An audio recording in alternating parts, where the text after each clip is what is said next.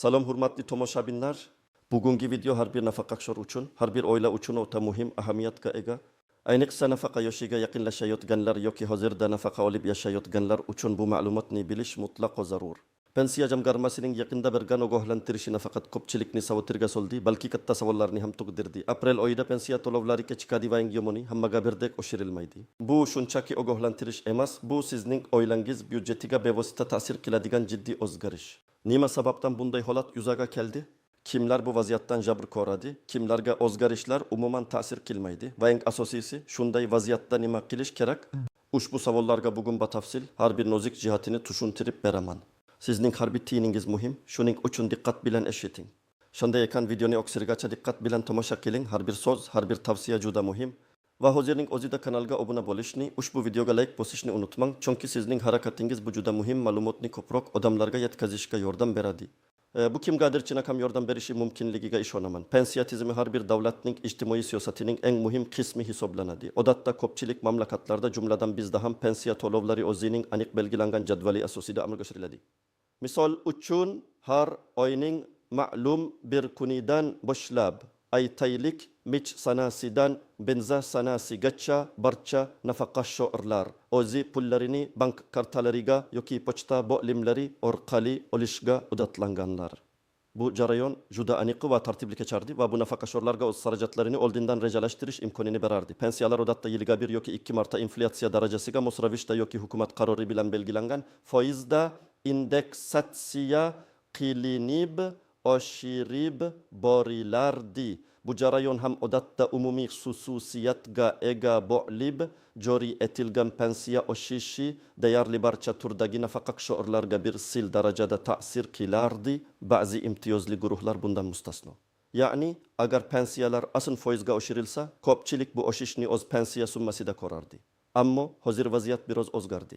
Pensiya jamg'armasi tomonidan berilgan ogohlantirish shuni anglatadiki, aprel oyida bu odatiy tartib biroz buzilishi mumkin.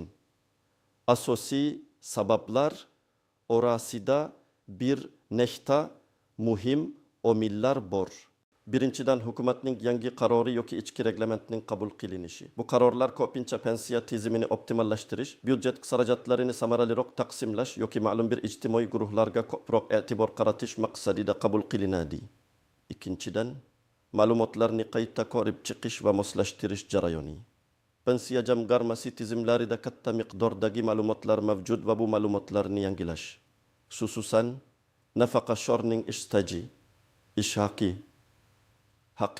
ayama idaki ijtimoiy mama maqomi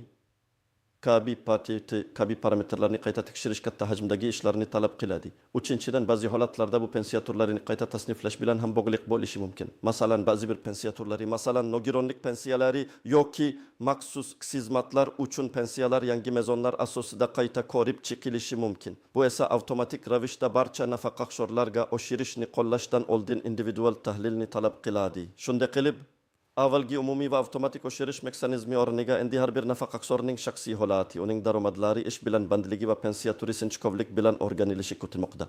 Bu esa afsuski pensiya to'lovlarining aprel oyida odatdagidan kechikishiga va pensiya miqdorining oshishi hammaga birdek ta'sir qilmasligiga olib kelishi mumkin. Bu o'zgarishlar nimani anglatadi va kimlarga qanday ta'sir qiladi? Endi shu haqida batafsilroq gaplashamiz. Keling, endi bu vaziyat kimlarga ko'proq ta'sir qilishi mumkinligi haqida atroflicha gaplashamiz. Bu ogohlantirishning asosiy shubhasiz barcha nafaqaxo'rlarning e'tiborini tortdi, biroq uning oqibatlari hammaga bir xil darajada ta'sir qilmaydi. Ya'ni kimlar kechikishlardan savotirlanishi kerak? Bir, muayyan banklar orqali to'lov oluvchilar. Agar siz pensiyangizni ma'lum bir bankning kartasiga qabul qilsangiz, aynan shu bank tizimlarida yangilanishlar yoki yangi integratsiya talablari bo'lishi mumkin. Pensiya jamg'armasi va banklar o'rtasidagi ma'lumot almashinuvi jarayonida yuzaga keladigan texnik nosozliklar yoki yangi protokollarga o'tish kechikishlarga sabab bo'lishi mumkin. Agar sizning bankingiz pensiya jamg'a armasi bilan yangi shartnomalar tuzayotgan bo'lsa yoki o'z ichki dasturlarini yangilayotgan bo'lsa, bu to'lov muddatlariga bevosita ta'sir qilishi mumkin. Masalan, Marat aka 70 yoshli nafaqashor odatda har oyning 7 kunida pensiyasini X bankining Uzgard kartasiga olardi. Endi unga pensiya jamg'a armasidan SMS keldi. Unda aprel oyda to'lov 15 apreldan keyin amalga oshirilishi aytilgan. Buning sababi uning pensiya turiga oid yangi hujjatlarni qayta qorib chiqish zarurati bilan bog'liq ekanligi pensiya jamg'armasining veb-saytida e'lon qilingan. Unga o'xshab maxsus sharoitlarda pensiya oluvchilar, masalan, harbiy pensiya oluvchilar yoki yoshga doir ayrim imtiyozli guruhlar ba'zi hollarda alohida banklar bilan ishlashlari mumkin va bu ularni umumiy kechikishlar guruhiga kiritishi mumkin. Nadu kalıtına pensiya turi qayta hisoblashni talab qiladiganlar chivasatdi da ba'zi pensiya turlari, masalan, nogironlik pensiyalari har yili yoki ma'lum bir muddatda qayta ekspertizadan o'tkaziladi. Agar sizning pensiyangiz aynan aprel oyiga to'g'ri keladigan shunday qayta baholash jarayonida bo'lsa, to'lovlar bir muddatga kechikishi mumkin. Yoki bo'lmasa, maxsus xizmatlar, masalan, ko'p yillik mehnat staji uchun beriladigan qo'shimcha imtiyozlar ham yangi qoidalar asosida qayta qorib chiqilishi mumkin. Bu esa pensiya jamg'armasiga har bir holatni individual tarzda qorib chiqish va tasdiqlash uchun qo'shimcha vaqt talab qiladi. Tim aprel oyida pensiyaga chiqqanlar. Agar siz aprel oyida birinchi marta pensiyaga chiqqan bo'lsangiz, birinchi to'lovni kutish muddatlari odatdagidan uzoqroq bo'lishi mumkin. Yangi pensiya tayinlash jarayoni o'z-o'zidan ma'lum bir vaqt talab qiladi. Hozirgi vaziyatda esa qo'shimcha tekshiruvlar va tizimdagi o'zgarishlar bu jarayonni yanada cho'zib yuborishi mumkin. Bu holatda yangi tayinlangan pensiyaning birinchi to'lovini ertaroq kutmaslik va moliyaviy rejalaringizni shunga mos ravishda tuzish muhimdir. Kimlarga pensiya oshishi tegmasligi mumkin? Yiratchiba kelit kammam.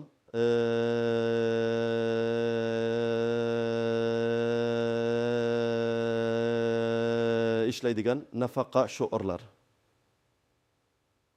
Yangi qoidalar ba'zi mamlakatlarda bo'lgani kabi ishlaydigan nafaqa sho'rlar uchun pensiya oshishini cheklashi mumkin. Agar siz pensiya yoshida bo'lib, rasmiy ish joyiga ega bo'lsangiz va belgilangan ma'lum bir daromaddan yuqori ish haqi olsangiz, umumiy pensiya indeksatsiyasi sizga ta'sir qilmasligi mumkin. Bu hukumatning pensiya byudjetini tejalash yoki ishlamaydigan va moliyaviy jihatdan zaifroq bo'lgan nafaqa sho'rlarga ko'proq yordam berishga qaratilgan siyosati bo'lishi mumkin. Masalan, Dilfuza Opa, La Simplified yoshda uning pensiyasi hozirgi kunda 2 million so'm. U yana to'liq ish kunida ishlamoqda va oyligi 3 million so'mdan oshadi. Yangi qoidalar bo'yicha agarda pensiya oluvchi belgilangan minimal ish haqining ma'lum bir karra miqdoridan yuqori darajada ish haqi olsa, uning pensiya miqdori umumiy indeksatsiyaga tushmasligi mumkin.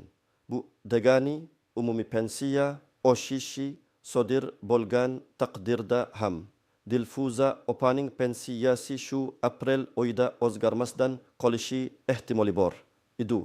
Pensiya miqdori yangi maksimal chegaradan oshganlar. Ba'zi hollarda pensiya oshishi faqatgina belgilangan minimal va maksimal chegara oraligidagi pensiyalarga qo'llaniladi. Agar sizning pensiya miqdoringiz allaqachon juda yuqori bo'lsa va yangi joriy qilingan maksimal chegaradan oshib ketgan bo'lsa, umayam samulla talam sam unamam omem tendemi odan oda konontanil shaman en yemen yiri en electionman en sansiz endez odman galle sizga ta'sir qilmasligi mumkin. Bu juda kam ukraydigan holat bo'lsa-da, ammo shunday mezonlar joriy etilishi ehtimoli mavjud. Qo'shimcha imtiyozlarga ega bo'lganlarning imtiyozlari o'zgarganlar chapta salam da ba'zi nafaqashorlar turli sil imtiyozlar, masalan, kommunal xizmatlar uchun kompensatsiyalar, tibbiy xizmatlarga chegirmalar yoki boshqa qo'shimcha to'lovlar oladi. Yangi qoidalar bu imtiyozlarning mezonlarini o'zgartirishi mumkin.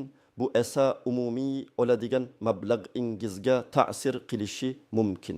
Ya'ni pensiya miqdori o'zgarishsiz qolgan taqdirda ham qo'shimcha imtiyozlarning qisqarishi umumiy moliyaviy vaziyatga salbiy ta'sir ko'rsatishi mumkin. Kimlar ko'p xavotirlanishi shart emas.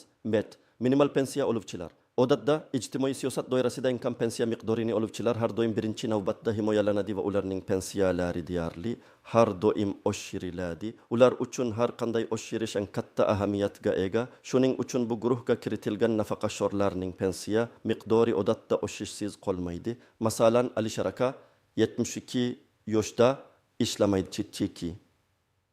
Uning pensiyasi minimal pensiya miqdoridan salgina yuqori. Yangi qoidalar ko'ra ishlamaydigan va pensiyasi ma'lum bir chegaradan past bo'lgan nafaqaxo'rlar uchun pensiya oshishi to'liq miqdorda amalga oshiriladi. U aprel oyida pensiyasining oshirilganini ko'radi. To'si tatidi trelesegda to'chichu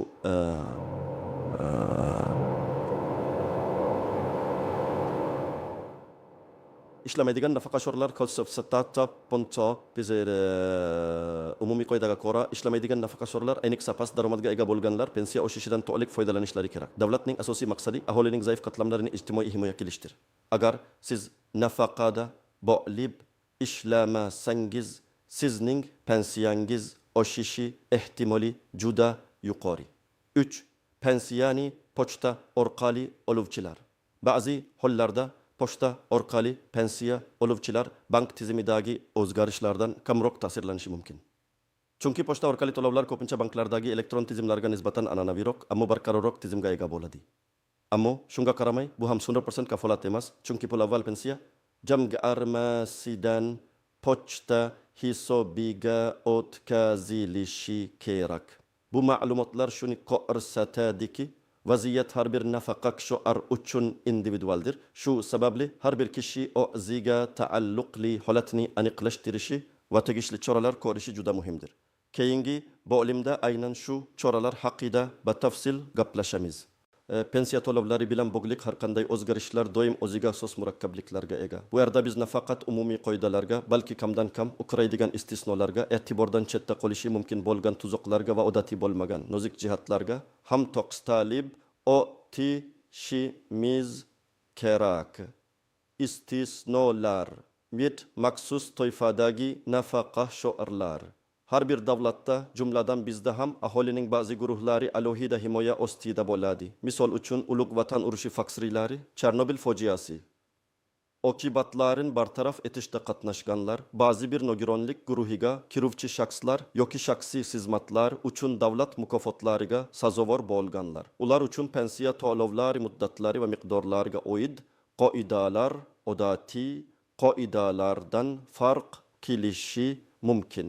Bu guruhlar uchun kechikishlar umuman bo'lmasligi yoki pensiya oshishi har qanday holatda ham to'liq miqdorda amalga oshirilishi mumkin. Hukumatlar ko'pincha bunday toifadagi fuqarolar uchun maksimal darajada barqarorlikni ta'minlashga intiladi. Demak, agar siz shunday maxsus toifaga kiruvchi nafaqaxo'r bo'lsangiz, pensiya kechikishi yoki oshirilmasligi sizga ta'sir qilmasligi ehtimoli yuqori. Dua.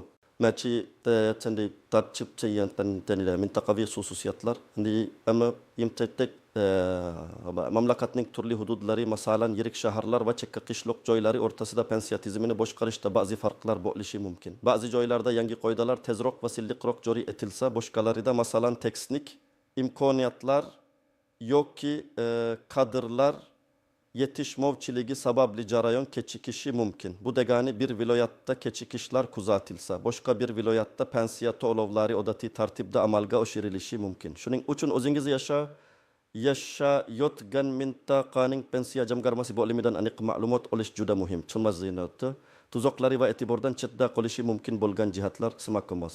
Noto'g'ri ma'lumotlar tarqalishi.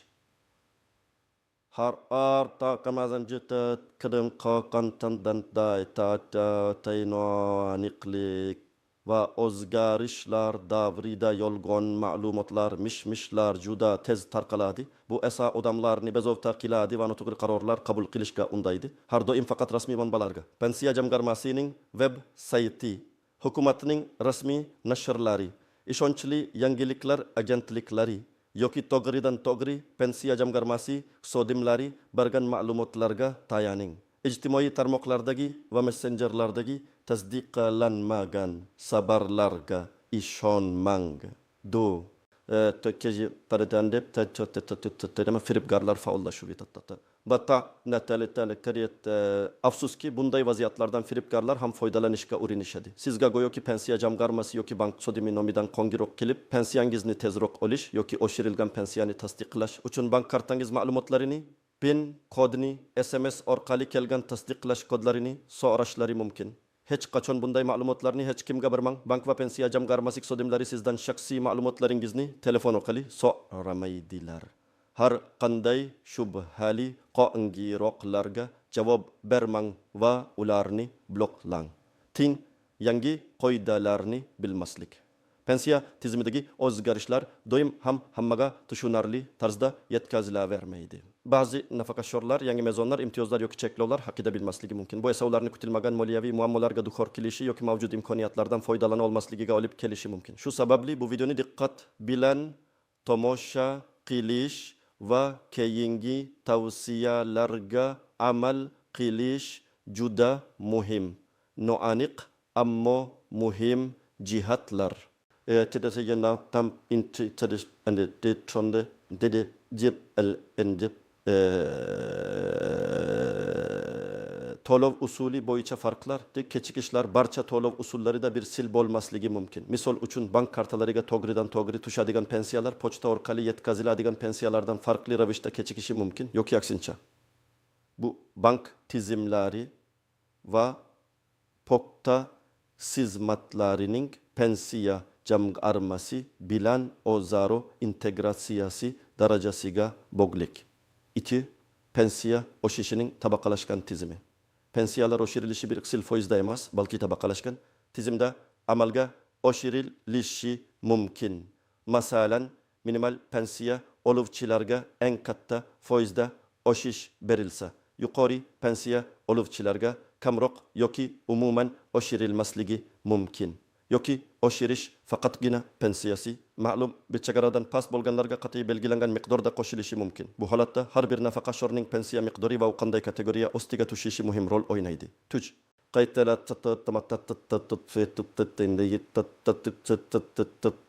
Qayta hisoblashning ta'siri.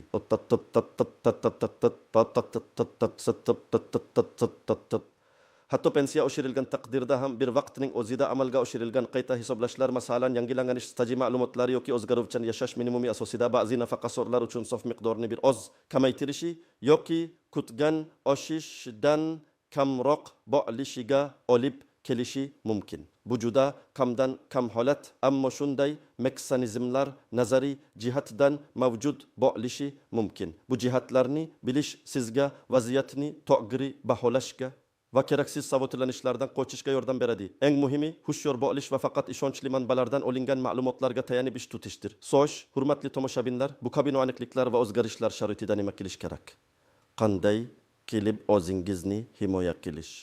Moliyaviy barqarorlikni saqlash va eng muhimi, o'zingizga tegishli bo'lgan barcha to'lovlarni o'z vaqtida va to'g'ri miqdorda olishni ta'minlash mumkin. Mana siz uchun bir necha amaliy tavsiyalar va aniq harakatlar algoritmi bu. Rasmiy manbalarni doimiy ravishda tekshiring. Bu eng birinchi va eng muhim qadamdir. Pensiya jamg'armasining rasmiy veb-sayti, uning ijtimoiy tarmoqlardagi sahifalari, masalan, Telegram kanali yoki hukumatning rasmiy axborot portallari kabi manbalarni muntazam ravishda kuzatib boring. Barcha muhim e'lonlar va tushuntirishlar birinchi navbatda shu yerlarda paydo bo'ladi. Har qanday xabarga ishonishdan oldin uning rasmiy manbaga ega ekanligiga ishonch hosil qiling. O'z bankingiz bilan bog'laning. Agar siz pensiyangizni bank kartasiga qabul qilsangiz, avvalo kartangizni bergan bankning qo'l markaziga qo'ng'iroq qiling yoki eng yaqin filialiga shaxsan tashrif buyuring. Bank xodimlari sizga pensiya to'lovlarining joriy jadvali, bank tizimidagi ehtimoliy kechikishlar sabablari va ularning taxminiy muddatlari haqida ma'lumot berishlari kerak. Ba'zi banklar o'z veb-saytlarida yoki mobil ilovalarida bu kabi ogohlantirishlarni e'lon qilishadi. Shuni unutmangki, banklar pulni pensiya jamg'armasidan olganidan keyingina uning mijozlarining hisob raqamlariga o'tkazadi. Shuning uchun bankdagi ma'lumot pensiya jamg'armasidagi ma'lumotni to'ldirishi mumkin. 3. Mahalliy pensiya bo'limiga murojaat qiling.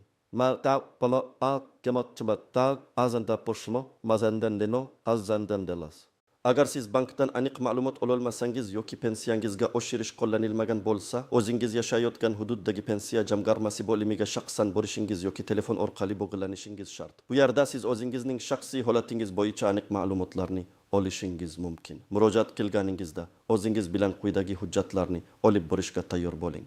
Pasport sizning shaxsingizni tasdiqlovchi asosiy hujjat. Pensiya guvohnomasi sizning nafaqashor karaktera kiki tegishli bataka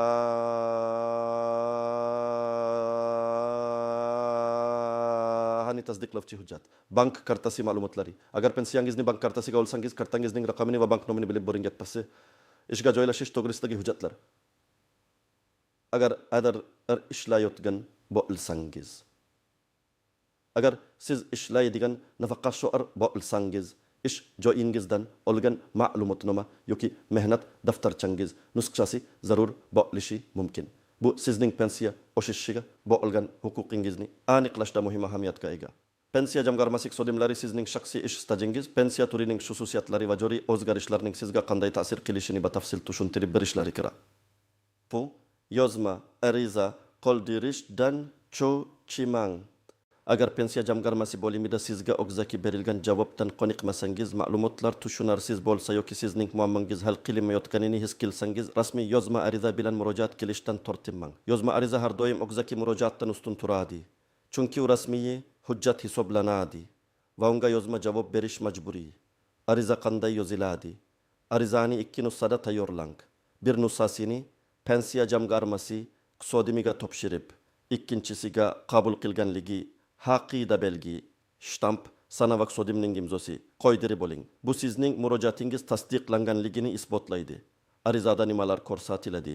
Arizada ism sharifingiz, yashash manzilingiz, aloqa telefon raqamingiz, pensiya guvohnomasi raqami va muammoingizning mohiyatini aniq bayon eting. Misol uchun, men ism sharif pensiya guvohnomasi raqam egasiman. Aprel oyida pensiya to'lovining kechikish sabablarini yoki pensiyamning oshirilmasligi sabablarini tushuntirishingizni so'rayman. Menga yozma javob berishingizni iltimos qilaman. Ariza namunalari. Ariza namunasini pensiya jamg'armasining veb-saytida topish mumkin yoki joyida bo'lim xodimlaridan so'rab olishingiz mumkin. Sabrli bo'ling va hushyor bo'ling.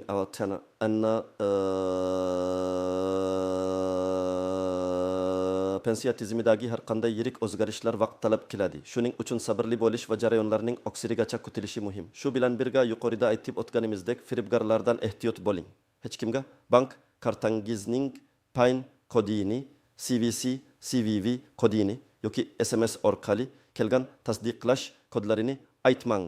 Pensiya jamg'armasi yoki bank xodimi bunday ma'lumotlarni hech qachon so'ramaydi. Shubhali qo'ng'iroqlar yoki xabarlarni pensiya jamg'armasining ishonch telefoniga xabar bering. Bu amaliy tavsiyalarga amal qilish sizga aprel oyidagi pensiya to'lovlari bilan bog'liq vaziyatni tushunishga, muammolarni hal qilishga va moliyaviy xavfsizligingizni ta'minlashga yordam beradi. Unutmang, o'z huquqlaringizni bilish va ularni himoya qilish har bir fuqaroning burchidir. Demak, hurmatli do'stlar, bugun biz aprel oyidagi pensiya to'lovlari bilan bog'liq jiddiy vaziyatni chuqur tahlil qildik. Vaziyat murakkab, ammo tushunarli ekanligini anglab yetdingiz degan umiddaman. Kechikishlar va oshirilmaslik holatlari har birimizga ta'sir qilmaydi, lekin sabardor bo'lish va o'zimizning huquqlarimizni himoya qilish juda muhim. Biz kimlar ko'proq sabotirlanishi kerakligini, kimlarga o'zgarishlar umuman ta'sir qilmasligini, qanday istisnolar va tuzoqlar mavjudligini batafsil ko'rib chiqdik. Eng muhimi aniq amaliy choralar va ko'rsatmalarni tushuntirib berdim. O'z pulingizni, o'z vaqtingizni qadrlang. Rasmiy manbalarga tayanib ish tuting, bank va pensiya jamg'armasi bilan doimiy aloqada bo'ling va agar kerak bo'lsa yozma ariza bilan murojaat qilishdan cho'chimang. Bu sizning o'z huquqingizdir. O'z fikrlaringizni izohlarda yozib qoldiring. Sizning holatingiz qanday? Siz ham kechikish yoki pensiya oshirilmasligiga duch keldingizmi? Siz yashayotgan hududda vaziyat qanday? Bizga va boshqa tomoshabinlarga bu ma'lumot juda qiziq. Sizning tajribangiz boshqalarga ham yordam berishi mumkin.